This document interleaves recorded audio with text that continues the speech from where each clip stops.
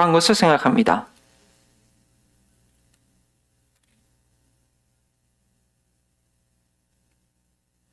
육신에 속한 생각은 하나님께 품는 적대감입니다. 그것은 하나님의 법을 따르지 않으며 또 믿는다는 것은 뭐냐? 더 이상 육신의 생각에 끌려다니지 않고 성령을 따라 생각하는 선택을 매일매일 하는 삶이라는 것이죠. 근데 오늘 아까 말씀드렸지만 좀 교리적인 설명이 많아요. 근데 예수님은 교리를 설명하지 않으셨어요. 예수님은 뭐 이렇게 좀 하늘나라의 진리를 비유로, 실생활에서 비유로 설명하고 또 실제적으로 능력을 보여주시고 병든 자를 고치시고 아주 심플하게 얘기를 하셨는데, 예수님 부활 승천하시고 성령이 이제 오면서 우리 가운데 오면서 이제 사도 바울이 이제 그것들을 경험하는 거예요. 이제 그럼 예수님께서 가르쳐 주신 그 내용들이 뭔가? 근데 사도 바울이 특별한 계시를 통해, 하나님의 계시죠, 통해서 자기가 영적 체험과 자기의 어떤 그런 것들을 통해서 이 구원이라는 것이 무엇인가, 또 예수님께서 하셨던 그 말씀, 열매 맺는 삶, 또 상산수훈에 있는 그 내용들, 우리가 그래서 어떻게 살 수 있는가, 그 디테일한 것들을 아주 논리 정연으로 이렇게 쓴 책들이 이제 서신서예요. 대표적인 게 로마서죠. 로마서. 그래가지고 이게 뭐냐면, 설명 들어보시면 알겠지만, 제가 설명할 때는 이제 원고를 그대로 읽을 거예요. 어려워서. 근데 좀 드릴 이유가, 쉽게 말하면 그거예요. 자동차를 다 운전하시잖아요? 다 운전하시죠. 그죠? 예수님이 가르쳐 준 거는, 말씀 그냥 자동차를 운전하는 것을 보여준 거예요. 근데 이 사도 바울이 얘기한 거는, 브레이크가 어떻게 밟으면 자동차가 쓰는지, 어떻게 가스가 들어가서 힘을 내는지, 아니면 엔진 오일이 차 안에서 어떻게 타는지, 뭐 이 안에 있는 디테일한 것들을 얘기하는 거. 근데 그걸 아는 게 유익한 게 뭐냐면, 그걸 알면 차를 관리할 줄 알잖아요. 그죠? 엔진 오일을 언제 갈아야 되고, 브레이크를 비 올 때는 얼마큼 밟아야 되고, 타이어가 얼마큼 남아야지 안전한가. 그걸 좀 알면 잘 할 수가 있어요. 근데 문제는 뭐냐? 차에 대해서 알긴 아는데 운전을 할지 몰라. 아무것도 아는 거야. 예수님은 그 말씀을 통해서 실제 운전하는 것을 보여주신 거, 그 삶으로 운전하는 것을 보여줬다고 한다면, 사도 바울 이후로 기록된 모든 서신서들은 좀 더 잘할 수 있도록, 운전을 우리가 안전하게 할 수 있도록 좀 디테일하게 얘기해 준 건데, 우리가 거꾸로 해가지고 저희는 자동차의 그 내부 구조에 대해서만 알지 실제로 운전을 못하는 경우가 너무 많다. 그래서 문제다. 그래서 지금 제가 또 이론을 설명하는 게 또 그렇게 될까봐 좀 염려는 되지만 한번 잘 들어보시기 바랍니다. 자, 지난달에 우리가 드린 말씀은요, 예수님을 구세주를 영접한 것은 뭐냐? 내 삶 가운데 하나님 나라의 교두부를 확보한 것이다. 교두부 할 때, 그 교두부 전쟁할 때 교두부를 확보해야지 나머지 영역을 이제 교두부만 확보하면 이제 점령하는 건 시간 문제거든요. 근데 교두부를 다 점령한 게 아니고 이제 점령할 땅이 남았다는 것이죠. 그래서 이제 처절한 싸움이 남아 있는 것이죠. 그게 믿음의 삶인데, 로마서 7장 마지막 부분의 후반부에 어떤 내용이냐? 그러니까 사도 바울이 내 안에 있는 그 죄를 그때 오셨네, 그죠? 첫째 주에 연결이 되네요. 내 안에 있는 발견한 그 죄를 발견하면서 그것을 어떻게 해야 할지 고민하는 내용을 저희가 배웠어요.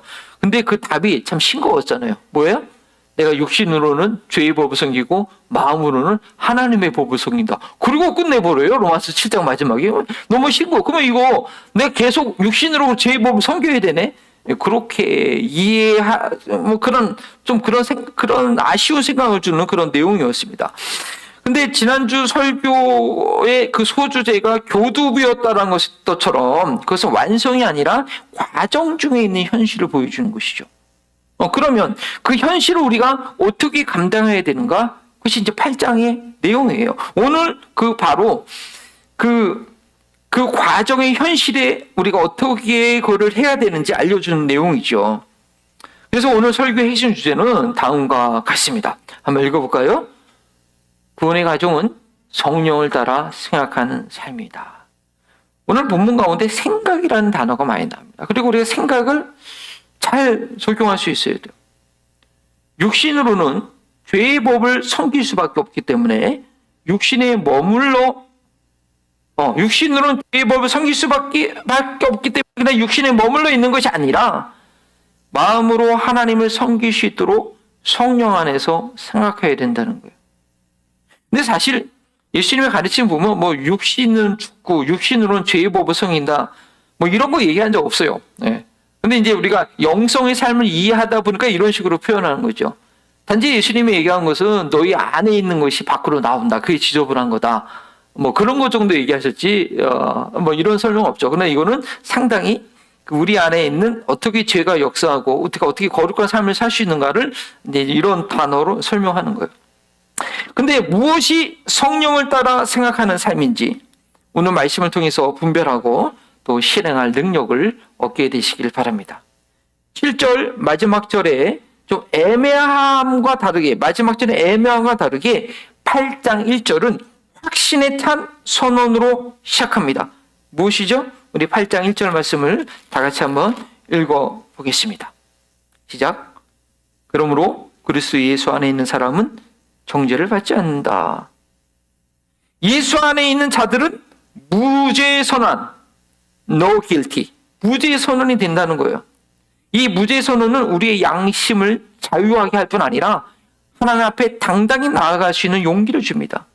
그러나 저희는 이 정죄함을 받지 않는 그리스도 안에 있는 사람들이 누구인지, 그리스도 예수 안에 있다는 것이 구체적으로 무엇인지 계속되는 2절부터 4절의 말씀을 잘 이해하고 그걸 알아야 돼요.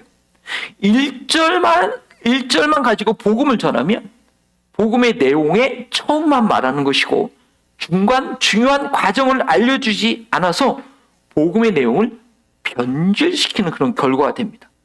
반드시 그 과정이 되는 2절과 4절의 내용을 이해하고 적용할 수 있어야 돼요. 그래서 우리가 복음을 전할 때 4가지 요소를 모두 말해야 되는 거예요. 창조, 타락, 구속을 말할 뿐 아니라 많은 경우에 창조, 타락, 구속만 얘기한단 말이죠. 성경적 세계관도 창조, 타락, 구속밖에 얘기를 안 해요. 하지만 그 결과, 그로 인한 통치, 하나님 나라의 통치, 회복을 반드시 설명해야 되고 그게 적용이 돼야지 구원의 의미가 있는 겁니다. 왜 정죄함이 없는가 하면 2절은 이렇게 시작해요. 그것은 왜 정죄함이 없냐? 그것은 1절의 이유를 설명하는데 성령의 법이 죄와 죽음의 법에서 나를 해방시켜 주었기 때문입니다. 단순히 무죄 선언하고 끝나는 것이 아니라는 거예요. 무죄라고 선언됐으면 감옥에서 나가야죠. 감옥에서 나가서 자유롭게 생활을 할 수 있어야 되죠. 밖에 나가서 또 아무렇게나 생활하면 안 된다는 거예요. 더 이상 법에 접촉될 것이 없는 책임감 있는 삶을 살 수 있어야 돼요.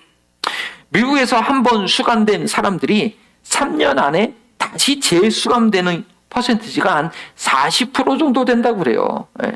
범죄했던 이들이 수감 생활을 통해서 변화되는 게 아니라 거기서 범죄를 더 배우죠. 때로는 나왔지만 뭐 사회에 적응하지 못하고 3년간 더 격리가 있어서 다시 더 범죄를 할 가능성이 많은 거죠.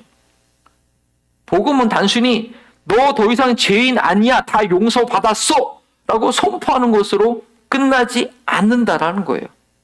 죄의 꼬리표를 떼지 못해서 무슨 일을 하든지 그 죄책감으로 인해 죽음이라는 결과를 벗어나지 못했는데 예수님 안에 있게 되었을 때 예수님께서 하나님 앞에서 나의 죄값을 대신 치르셨기에 근데 율법으로 인하여 육신으로 인하여 율법이 연약해져서 할 수 없다는 것이 무슨 말인가?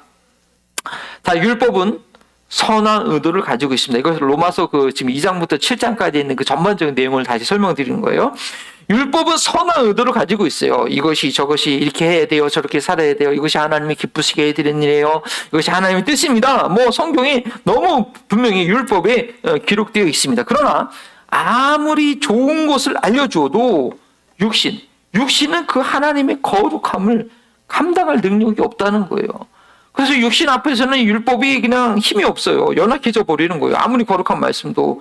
이거 소의 경읽기라는 거죠. 소의. 왜냐하면 육신은 죄로 타락해 있기 때문입니다. 그런데 인간이 그 육신이 죄로 타락해 있는데 하나님께서 그 죄를 없애셨대요. 3절에. 어떻게 없애셨느냐?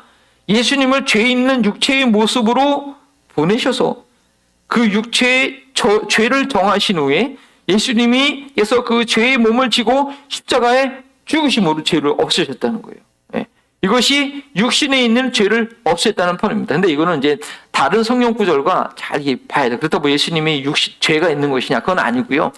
이게 왜 그러냐면 이 짧은 한 구절은 로마서의 2장부터 7장까지 있는 전체 내용을 아주 시처럼 함축적으로 좀 표현을 한 거거든요. 이제 뭐 7장까지 다 설명했으니까 그걸 또 다시 설명한 것이 아니라 7장까지 이해한 사람들이 이 8장의 3절을 이제 이해할 수가 있는 것이죠. 근데 제가 오늘 이 부분만 설명드리니까 좀 여러분 이 로마서로 성경 공부 안 하신 분들 좀 힘드실 거예요.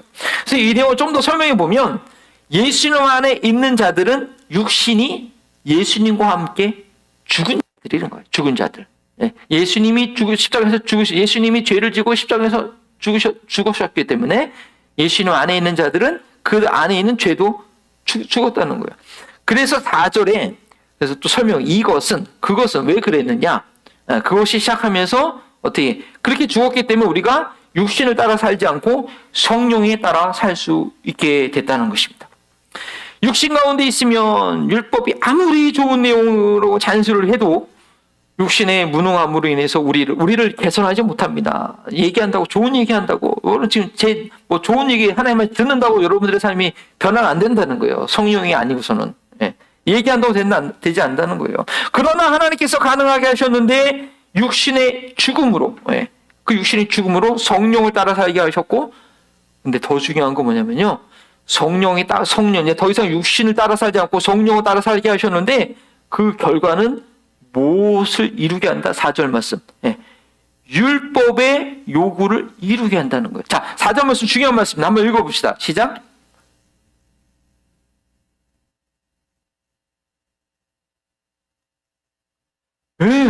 율법이 요구하는 말을 이룬다는 건데 율법의 요구를 충족했다는 것이 예수님께서 우리의 죄에 대한 형벌을 대신 받으셨다는 것만을 말하는 게 결코 아니라는 거죠. 물론 히브리서서는 제사법을 설명하면서 예수님께서 죽음 자체가 그 제사법에 의한 우리의 죄를 대신 죽은 것이다. 그 죄의 형벌을 다 충족했다. 다른 것은 안 되지만 죄가 없는 몸이어서 됐다. 그렇게 설명해요. 하지만 로마서는 그게 설명이 아니라 삶을 얘기해요. 삶을.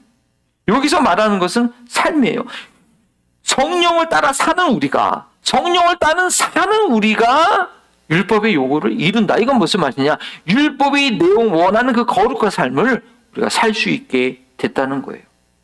예수님 안에서의 죄 용서함의 결과, 정죄함이 없는 결과는 결코 아무렇게나 살아도 구원이 보장되는 면죄부가 아니라 오늘날 복음은 또 다른 면죄부를 팔고 있어요. 그런 면죄부가 아니라는 거예요. 율법의 거룩한 요구를 넉넉히 이루는 사랑을 성취하는 삶. 율법이 얘기하는 게 뭡니까? 하나님 사랑, 이웃 사랑이에요. 그 사랑을 성취하는 삶, 복음을 잘못 이해한 것이고 그 1절만 이해한 것이고 초입부만 이해한 것이고 끝까지 다 배우셔야 다시. 그리스도 예수 안에 있다는 것은 제 용서에서 멈추는 것이 아니라 이제 성령을 따라 살 수 있는 조건으로 옮겨졌다는 것이에요. 어둠에서 사랑의 빛의 아들을 나라로 옮겨진 거예요. 거기서는 빛답게 살아야죠. 예수님의 산성수 말씀대로 율법을 폐하는 것이 아니라 도리어 사랑이라는 더 높은 차원에서 살 수 있게 됐다는 것입니다. 좀 길게 설명을 했는데요. 그러나 저희는 저희의 삶이 항상 그렇지 못하다는 것을 저희가 경험적으로 알고 그래서 인정하게 되죠. 누구나 인정하게 돼요. 예수님께서 육신의 몸에 죄를 지으시고 죽으심으로 우리로 하여금 죄에 대해서 죽게 하셨지만 여전히 저희는 육신대로 살 때가 있다는 것입니다. 왜 그렇게 되는지는 로마서 6장에 상세히 설명되어 있는데 제가 지금 그 내용을 다 설명드릴 수는 없습니다. 핵심만 말씀드리면 6장 6절이에요. 로마서에서 6장에서 가장 중요한 것은 6장 6절인데 이게 뭐냐면 우리 옛사람이랑 있어요. 옛사람이 그리스도와 함께 십자가에 달려 죽었다는 것이 뭐냐? 그것은 죄의 몸이 멸었다는 거예요. 예수님 믿으면 우리 옛사람이 십자가는 이미 죽은 거예요. 그 죄의 몸이 멸한 거예요. 근데 그거 왜 그러냐? 다시 죄의 노예가 되지 않게 했다는 거예요. 옛사람이 죽었다는 것은 뭐냐? 죄의 노예가 되지 않았다는 거예요. 항상 죄의 지배를 받던 죄의 몸이 죄가 있어서 거기 벗어나지 못한 죄의 몸은 그 몸은 멸해졌어요. 없어져서 죽었어요. 그건요. 따라서 더 이상 죄에 묶여있는 죄에서 벗어나지 못하는 죄에게 노예가 되어 있는 몸이 아니에요. 그 몸은 죽었어요. 그 몸은 이미 그리스도와 함께 십자가에서 죽었습니다. 자, 이제 살아가야 되는 몸은 뭐냐? 선택의 상황에 놓여져 있다는 거예요. 그 몸을 가지고 의를 위해서 살지, 그 몸을 다시 죄에 내어줄지 스스로 선택할 수 있는 자유인이 됐다는 거예요. 그래서 갈라디아에서 너에게 준 자유를 굳게 지켜라. 다시 죄의 멍에를 매지 말고 자유를 굳게 서라. 너 자유자다 얘기하는 거죠. 그게 자유자인 거예요. 죄의 몸이 죽지 못했을 때는 선택의 여지가 없었어요. 그냥 죄의 몸이 죽은 이유로는 내가 육신에 거할지 영에 거할지 매 순간 선택하는 상황이 됐다는 거예요. 근데 예수님 안 믿는 사람은 죄의 노예에 있으면서도 그걸 모르죠. 사실은 제가 예수님 안 믿는 사람은 죄의 노예에 있으면서도 몰라요. 그냥 조금 양심이 깬 사람들은 벗어나려고 하는데 못 벗어나는 걸 경험하는 거고. 그래서 믿음의 삶이라는 것은 이렇게 자유롭게 된 상황에서 믿음이 잘 됐어요. 믿음의 삶이라는 것은 이렇게 자유롭게 된 자유제의 상황에서 육신을 따라가지 않고 성령을 따라가는 삶이 믿음의 삶이에요. 우리가 믿음으로 구원받는다고 하잖아요. 네. 너 믿음으로 살았느냐? 그 삶을 보는 거예요. 믿음으로 살았느냐? 아니면 여전히 육체 가운데 살아. 육체 가운데 사는 건 죽음이라고 로마서에 나와 있고, 그래서 예수님도 네 모래 위에 집 지면 심판날에 견딜 수 없다. 그렇게 말씀하시는 거예요. 그리고 그것이 그리스도 안에서의 생명의 삶입니다. 로마서 마지막 7절 마지막 절에 육신으로는 내가 죄의 법을 섬긴다는 것은 내가 육신에 있게 되면 어김없이 죄의 법의 지배를 받게 된다는 것이지, 너 그렇게 할 수밖에 없네 라고 체념하는 것이 아니라는 것이 이제 8장의 설명이에요. 오늘 본문 나머지 이 내용 5절부터 8절은 육신에 속한 사람과 성령에 속한 사람의 차이와 육신에 있지 말아야 될 분명히를 얘기합니다. 고린도전서에서 사도 바울이 얘기했잖아요. 너희가 육신의 어린아이다. 육신에 속한 그리스도인이다. 그리스도인들도 육신에 속할 수가 있어요. 시기와 질투와 다툼하는 거 보니까 너네 육신에 속해 있다. 그 얘기하는 거죠. 우리가 충분히 육신에 속할 수 있는 거예요. 근데 우리가 육신 가운데 있으면 안 된다는 것이죠. 이건 너무나 당연한 내용인데, 중요한 것은 그 결과, 육신에 속한 것과 영에 속한 것이 결과가 어떻게 달라지는지를 아는 것입니다. 그 분명한 지표에 따라서 지금 내가 어떤 상태에 있는지 분별할 수 있어야 돼요. 육신을 따라 사는 사람은 무슨 생각을 해요? 나의 생각과 관심이 지금 내가 어떤 상태에 있으며 어디로 향하고 있는지 이것이 알려주는 거예요. 육신의 생각은 결국 죽음입니다. 죽음을 향해서 가고 있는 것입니다. 근데 그 죽음을 당장 경험하지 않고 있기 때문에 죽음인지 모르고 그냥 그 생각 붙들고 있는데 머지않아서 죽음과 같은 상황에 직면하게 되고 영원한 죽음에서 돌이키지 못하게 됩니다. 부부가 다툰 후에요. 아니면 또 어떤 사람과 좀 이렇게 직장 생활하다가 좀 마음에 안 들어서 싸운 이후에 말은 끝났는데 생각이 안 끝나네. 그때 그렇게 말했어야 됐는데, 저 사람 역시 안 변해. 저 남편 안 변해. 예. 이 반복이 재생되는 생각이 이거 뭐예요? 바로 육신의 생각입니다. 그 생각의 결과는 뭐예요? 분노, 축적. 마음이 굳어져요. 관계 회복이 안 되는 거죠. 상황보다 무서운 것은 그 상황을 자꾸 내 안에서 생각하는 재생하는 생각이에요. 성령을 따라 생각하지 않으면 그 관계는 결국 어떻게 돼요? 죽음으로 가는 거예요. 그러나 성령의 생각은 뭐예요? 용서의 마음을 내가 부족해서 그렇지. 그리고 그 사람은 왜 그랬을까? 왜 이렇게 나한테 소리 질렀을까? 성령께서 그 사람이 그래서 그래. 그 사람을 이해할 마음을 줘요. 그러면서 막 그 사람이 빵 한 대 맞았는데 내 안에 분노가 생긴 게 아니라 그 사람 불쌍한 생각이 들고 이해가 되니까 내 마음에 평안이 생기는 거예요. 그게 성령의 생각인 거예요. 네. 크레디트 카드 갚을 날이 다 왔어요. 또 뱅크에서 빠져나가야 되는데 통장을 보니까 간당간당하네 이게. 네. 근데 그 짧은 몇 초 안에 이렇게 살다가 무슨 일이 생기면 어떡하지? 왜 나는 아직도 이 정도밖에 안 되는 거야? 이런 생각이 갑자기 딱 그 짧은 순간에 드는 거야. 네. 그거 어때요? 돈이 문제가 아니라 그 순간의 생각이, 그 생각을 계속 붙들면 불안해. 이거 어떻게 좀 해야 되는데 막 조급해. 딴 돈 잘 사는 놈하고 비교해. 그리고 나는 왜 이렇게 살아야 돼? 원망해. 예. 육신의 생각이 자리 잡는 거죠. 그럼 어떻게 돼요? 그 생각 때문에 불법을 해놔. 사기치는 거지. 나도 좀 한탕 해보려고 그러는 거지. 그러나 성령님은 그 순간에 하나님께서 돌봐주셨던 과거를 기억나게, 그래도 하나님께서 도와주셨지. 하나님께서 이거 해결해 주셨지. 이번에도 간신히 페이먼트 끝냈지만 또 넉넉히 채워주실 거야. 예. 그 신뢰함을 가지고 계속해서 삶 가운데 정직과 성실의 삶을 살 수 있는 용기를 주는 거죠. 그게 성령 안에서의 생각인 거예요. 믿음 생활이 뭐라고요?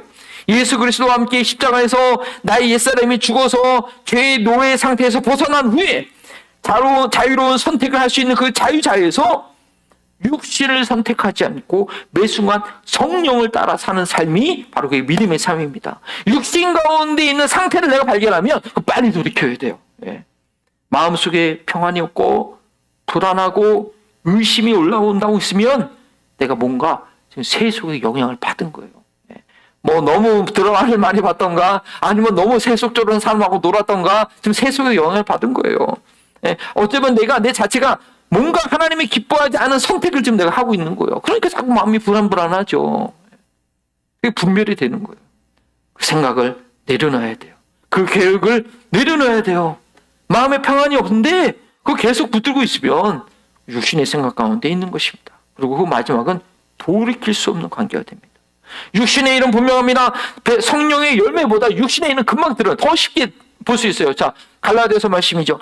육체의 행실을 환히 드러나는 것들입니다. 곧 음행과 더러움과 방탕과 우상숭배와 마수과 원수매증과 다툼과 시기와 분냄과 이 말로 하기도 싫어요. 분쟁과 분열과 파당과 질투와 술 취함과 흥청망청 먹고 마시는 노름과 그와 같은 것 다 육체의 생각, 육체의 일이라는 거예요.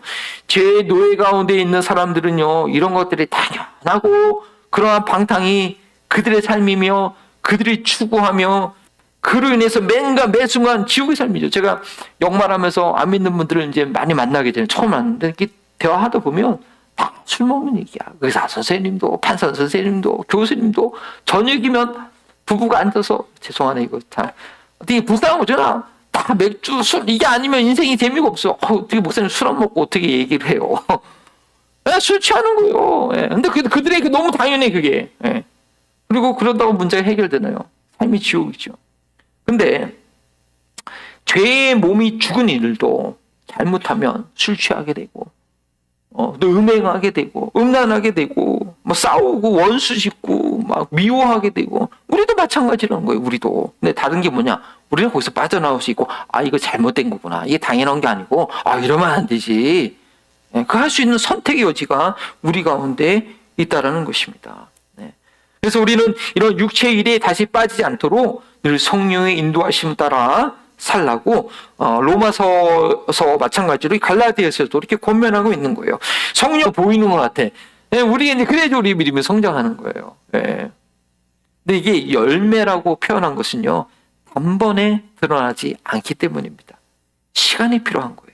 계속해서 성령 안에서 생활하고 성령을 따라 행동할 때 이러한 고결한 성품 예수님을 닮는 삶이 드러납니다. 그런데 그 시작은 어디서 시작할까요? 생각에서부터입니다. 육신 가운데 있는 이들은 육신의 생각을 하고 성령 안에 있는 이들은 성령의 생각을 합니다. 성령의 생각을 합니다. 그런데 이 성령 충만이 제가 기도할 때는 목이 높여 뜨겁게 기도하지만 이게 성령 충만이 아니에요. 사실은 찬양하면서 뭔가 감정이 이게 성령 충만이 아니에요. 사실 생각의 생각, 성령의 생각을 하시는 삶이 정말 성령 충만한 거예요. 신비스러운 거 이게 일상의 생각이에요. 사실은 지금 내가 어떤 생각을 하느냐가 성령 충만한지 그렇지 않은지를 보여줍니다. 지난번 행복으로의 초대에 말씀을 연구해 주셨던 우리 정은희 목사님과 제가 하루 전에 교제하면서 그분이 계속 강조한 게 그거였어요. 사실은 성령께서 거하시는 부분이 어떤 공간이 아니라 우리의 지정이 우리의 생각과 감정과 의지라는 거죠. 물론 성령의 영향을 받죠. 어떤 공의 영향을 받는데 실질적으로 열매 먹고 영향을 미쳐야 되는 것은 내 생각이라는 거예요. 이 그리스도로 인하여 죄에서 자유롭게 된 이들, 죄의 정죄를 벗어난 이들은 이제 율법을 따라 살지 않고 성령을 따라서 율법이 요구하는 바를 이루어야 됩니다. 나는 성령을 따라 살고 있는가? 내가 생각하고 있는 생각을 살펴보면 알 수 있습니다. 그 생각이 성령을 따라하는 생각인지 내 마음에 그 생각이 정말 성령을 따라하는 생각인지는 또 어떻게 알 수 있느냐? 내 마음에 평강이 있는지 확인해 보면 알 수 있습니다. 그렇지 못하다고 한다면 빨리 돌이켜야 됩니다. 주님의 얼굴을 구해야 됩니다. 왜냐? 육신에 속한 생각, 궁극적으로 하나님을 대적하는 생각이기 때문입니다. 성령과 육신 사이에 이 중간 지대라는 게 없어요. 회색 지대가 없어요. 성령과 이 육신 사이에 중간 지대가 없어요. 성령을 따라 생각하고 행동하지 않으면 바로 육신을 따라 생각하고 행동하는 것입니다. 그리스도인들은 그러니까 온탕 냉탕 갔다 왔다 업앤다운이 있는 거예요. 늘 성령의 충만함을 유지해야 되는 것이죠. 저희가 육신을 따라 생각하고 행동하기를 주저하지 않는 것은 그것이 얼마나 위험한 상태인지 모르기 때문입니다. 하나님과 불화한 상태 가운데 있는 것이 삶의 모든 불행의 사실은 근원입니다. 다윗을 그렇게 죽이려고 했던 사울, 저희가 요즘 다윗 삶을 배우지 않습니까? 사울 왕이 정신병을 앓고 죽음의 광기 가운데 있었던 이유가 뭡니까? 하나님께 불순종하는, 하나님과 대적하는 가운데 있었기 때문입니다. 7절 말씀이죠. 육신의 생각은 결국 하나님께 대한 적대감이고 하나님의 법을 따르지 않고 순종할 수 없습니다. 육신의 생각은 성령의 생각과 다르기 때문에 늘 갈등할 수밖에 없는 거예요. 부부간에 왜 갈등하고 싸워요? 달라도 너무 달라. 생각하는 게 그렇게 다를 수가 없어. 30년을 살았는데 여전히 달라. 그러면 안 되죠. 생각하는 게 다르면 싸울 수밖에 없어요. 물론 생각하는 게 달라도 서로 인정해주면 좋은데 기본적인 갈등은 생각이 다르니까 싸우는 거예요. 한 지붕 안에 있는 것이 너무 괴로운 거예요. 하나님과 다른 생각을 품고 이 세상을 살아간다는 것은 너무나 괴로운 겁니다. 어디로 피할 데도 없어요. 하나님은 온천한 만물 그 어디에나 계시고 인류의 역사를 운영하고 지금 살아계신 분이기 때문에 하나님과 반대되는 생각을 갖고 산다는 것, 참 모든 불행의 근원입니다. 8절, 육신에 매여있는 사람은 하나님을 기쁘시게 해드릴 수 없습니다. 창조주 하나님을 믿고 하나님의 자녀가 된다는 것은 내가 하나님의 기쁨이 된다는 거예요. 우리가 하나님의 자녀가 되고 하나님 믿는데 하나님의 기쁨이 되지 않으면 그 아무 소용이 없어요. 우리 같은 동등한끼리는 누가 누구의 기쁨이 되겠어요. 물론 우리 자녀들은 내 기쁨이 되죠. 그래 자녀 키우는 부음이 있죠. 우리가 하나님을 믿는다고 하면 우리의 삶은 하나님의 그 기쁨조가 돼, 기쁨이 돼야 돼. 근데 육신의 가운데 있는 자들은 결코 하나님을 기쁘시게 해드릴 수가 없습니다. 우리가 자녀들을 볼 때 부모가 자녀를 양육하는 보람은 자녀들이 부모를 기쁘게 할 때 있죠. 그 생각이 기특하면 자녀를 볼 때마다 기쁩니다.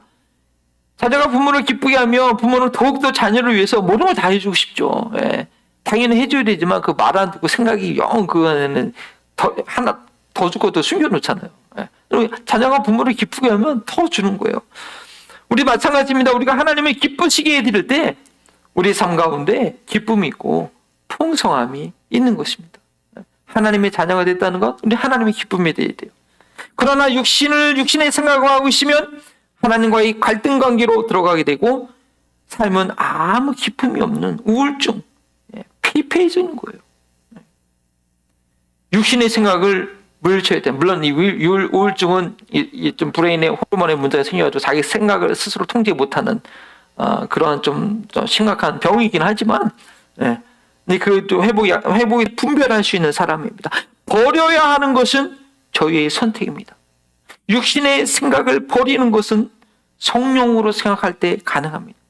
건강한 음식으로 배부를 때 그 영양분이 건강한 음식으로 채워질 때 그래야지 불량식품, 중독성이 있는 파괴적인 음식을 손에 대지 않게 됩니다. 여러분들 주일 예배에 빠지지 않고 이렇게 정성을 다해서 드리시는 거 너무 잘하시는 것입니다. 성령 안에서 성령으로 생각할 그 시간을 선택하시는 것입니다. 시편 올리시고 또 매일같이 듣고 묵상하시는 것, 그건 무슨 행동입니까? 성령과 함께 생각하는 그 시간인 거예요. 근데 쓸데없이 쇼츠 보다가 시간 보내고 인터넷 기사에 시간 한참 들였는데 그리고 나서 마음이 좀 편안하지 못하면 그건 뭐예요? 생각이 육신 가운데 쏠려 있다라는 것이죠. 우리 마음 가운데 분노와 미움과 시기와 그 질투가 막 올라오면 지금 내가 어디 가운데 있는 거예요? 육신 가운데 있다는 거예요. 빨리 기도와 말씀으로 나오셔야 됩니다. 교회 카톡창에 시편 누가 올린 거 그걸 읽으셔야 돼요. 그리고 제가 나는 묵상 그거 좀 읽어보세요. 때로는 교회 유튜브에 매일 만나를 거기 그 영상을 통해서 기도와 찬양을 좀 같이 하시고 또 말씀으로 한번 생각을 정리하셔야 됩니다. 육신에 있는 육신의 생각, 미움과 분노와 원망과 짜증이 나는 그 생각 그냥 그대로 내버려 두면 안 된다는 거예요. 그 쓰레기요 제때제때 버려야 됩니다. 특별히 여름철에 쓰레기 내놓는 거 잊어버려가지고 한번 놓쳐봐요. 일주일 내에 집안에 그냥 쓰레기 냄새 가득 차는 거예요. 이렇게 주일 예배에 나오셔서 기도와 찬양으로 또 말씀을 듣고 이 성도들과 나누는 가운데 성령으로 생각하는 것을 훈련하는 것, 이거 그리스도 안에서 생명력이 풍성한 삶으로 우리를 인도하는 것입니다. 그것이야말로 바로 그리스도 예수 안에서 정죄 없는 삶이고 마지막 심판대 앞에 섰을 때 무죄 선언의 당당함을 얻게 될 것입니다. 네, 함께 기도하시겠습니다. 주님 감사합니다. 주님께서 우리에게 주신 구원, 그 구원을 이루시고자 아브라함을 부르시고 오랜 이스라엘 역사 가운데 때가 되어 예수 그리스도께서 죽으시고 부활하신 이 놀라운 구원의 사건, 이것이 얼마나 놀라운 것인지 우리 삶을 얼마나 놀랍게 변화시키시며 이 땅에 썩어질 생각과 썩어질 계획과 그런 생활의 생각에 머무는 것이 아니라 하늘의 신령한 것들, 사랑과 기쁨이 넘치는 그런 삶으로 인도해 준다는 이 복음의 놀라운 소식을 바로 알게 하시고 바로 믿게 하여 주시고 경험할 수 있는 저희를 되게 하여 주옵소서. 이번 한 주간 살아갈 때도 주님께서 나를 자유케 하셨기에 육신의 생각이 무엇인지 알고 성령의 생각을 할 수 있는 그러한 권한을, 그런 능력을 우리에게 주셨으니 성령을 쫓아 행할 수 있도록 주님 이끌어 주옵소서. 때로 넘어진다 할지라도 낙심하지 않게 하시고 우리 남은 십자가 제자 교회가 있기에 서로 격려하며 또 주일날